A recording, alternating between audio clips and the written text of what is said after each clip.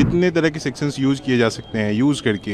एक सेक्शंस को अगर खारिज कर दिया जाता है कोर्ट के द्वारा, उस सेक्शंस को बाद में फिर से रीअप्लाई करके फिर से वही ट्रायल चलते हैं, वही सारी चीज़ें चलती है। तो ये कानून का गंदा मजाक नहीं है क्या? अगर उसने पैसे मेहनत से कमाए हैं, जॉब करके पैसे कमाए हैं, तो इस पे उसकी वाइफ का हक डिवोर्स के बाद आप इस तरह से एक्सटॉर्शन करके पैसे लेने का राइट उनका नहीं है। क्या न्याय पे बैठे हुए जो इतने बड़े पद पे जिसे हम अपेक्षा करते हैं कि हमें एक न्याय मिलेगा, वो अगर इस तरह से करप्ट हो जाएं तो मुझे नहीं लगता कि इस देश में कानून का कुछ हो सकता है। जैसे शहीद भगत सिंह ने लोगों को जगाया था इस दुनिया में, इस इंडिया में लोगों को जगाया था अपनी जान देके, मेरा भाई भी मुझे लगता है कि इसी तरह से अपनी जान देके लोगों को जगाया है। सुप्रीम कोर्ट ने खुद कहा है कि 498 सेक्शंस का जिस हिसाब से मिसयूज़ किया जा रहा है, 98% केसेस जो हैं वो फॉल्स केसेस हैं। तो आप ये समझ सकते हो, अगर सुप्रीम कोर्ट का डाटा अगर आप देखोगे तो उससे ये पता चल जाएगा आपको कि क्या इंडिया में हो रहा है। मेन के पास कोई सुरक्षा नहीं है कि वो कुछ बात कर सकता है किसी फोरम में आके। इतना दिखाया कि इतना पेनफुल लड़कियों को होता है, क्या ये ऐसा नहीं हो सकता है कि ये लड़कों के साथ भी हो रहा है? मेरा भाई जिस लेवल के हरासमेंट से गुजरा है, उससे सभी को, उसके जैसे लोग जितने भी आज के इंडिया में जितने लोग उसके जैसे हैं और जितने फॉल्स केसेस लगाए जा रहे हैं इंडिया में, सिर्फ इस लॉ को यूज़ करके, निर्भया केस के बाद लॉ को इस तरह से प्रेजेंट किया गया है और उसी चीज़ का वो कानून जो है उसी चीज़ का मजाक उड़ाया, कानून में उसी चीज़ का मजाक उड़ाया जा रहा है। उसी चीज़ को का फ़ायदा उठा के मेन के ऊपर मतलब फॉल्स केसेस डाल के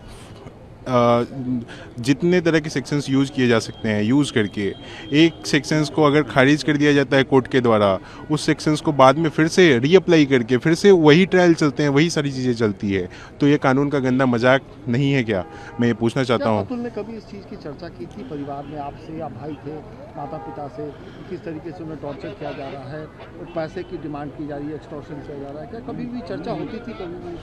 सर, उसका ये मानना था कि मेरे पैसे कमाए हुए पे अगर मैं गलत हूँ तो किसी का हक होना चाहिए, अगर मैं गलत नहीं हूँ तो किसी का और का हक नहीं होना चाहिए।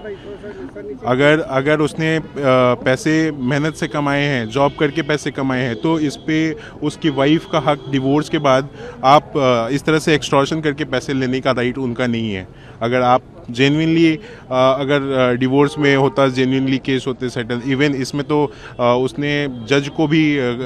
इसमें बताया कि कैसे जज जो है उसे पैसे मांग के कह रही हैं कि 5 लाख रुपए आप दोगे हमें तो हम ये केस सेटल डाउन करेंगे, और नहीं तो आपके और आपके फैमिली को सबको हरास करेंगे। तो ये क्या न्याय पे बैठे हुए जो इतने बड़े पद पे जिसे हम अपेक्षा करते हैं कि हमें एक न्याय मिलेगा, वो अगर इस तरह से करप्ट हो जाएं तो मुझे नहीं लगता कि इस देश में कानून का कुछ हो सकता है। इतने परेशान थे, अब क्या उम्मीद कर रहे हैं, क्या न्याय मिलेगा? क्या उम्मीद कर रहे हैं? सर, उसने खुद से ही सुप्रीम कोर्ट ऑफ इंडिया को मेल लिखा है, उसने खुद से ही राष्ट्रपति जी को मेल लिखा है। तो मैं इतना भरोसा करता हूँ इस न्याय व्यवस्था पे कि सुप्रीम कोर्ट शू मोटो कुछ या तो कमेटी बना के या फिर कुछ खुद से ही संज्ञान लेके इस चीज़ पे देखे कि वो क्या कर सकती है हमारे लिए और क्या नहीं कर सकती है। आप मीडिया लोगों का हमें सपोर्ट चाहिए होगा इसके लिए, क्योंकि जैसे शहीद भगत सिंह ने लोगों को जगाया था इस दुनिया में, इस इंडिया में लोगों को जगाया था अपनी जान देके, मेरा भाई भी मुझे लगता है कि इसी तरह से अपनी जान देके लोगों को जगाया है कि जिस तरह से इस देश में, इवन आपको अगर डाटा पता नहीं हो तो मैं बता देता हूँ, सुप्रीम कोर्ट ने खुद कहा है कि 498 सेक्शंस का जिस हिसाब से मिसयूज़ किया जा रहा है, 98% केसेस जो हैं वो फॉल्स केसेस हैं। तो आप ये समझ सकते हो, अगर सुप्रीम कोर्ट का डाटा अगर आप देखोगे तो उससे ये पता चल जाएगा आपको कि क्या इंडिया में हो रहा है। मेन के पास कोई सुरक्षा नहीं है कि वो कुछ बात कर सकता है किसी फोरम में आके, किसी फोरम में उसके पास कोई सेक्शंस नहीं है हमारे पास कि हम बता सकें लोगों को कि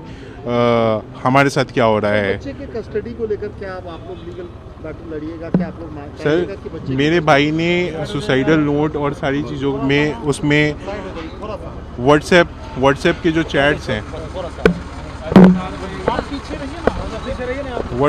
चैट्स हैं उसमें उसने डिमांड किया था कि उसे बच्चे को दिखाया जाए वीडियो कॉल पे कम से कम 1-2 बार वीक में या समथिंग, जब वो डिवोर्स केस चल रहा था। बट बहुत रिक्वेस्ट करने के बाद भी उसे कभी वीडियो कॉल पे चैट नहीं करवाया गया, कभी दिखाया नहीं गया। इसका भी उसने चैट प्रूफ लगाया है अपने जो भी उसने डॉक्यूमेंट्स भेजे हैं।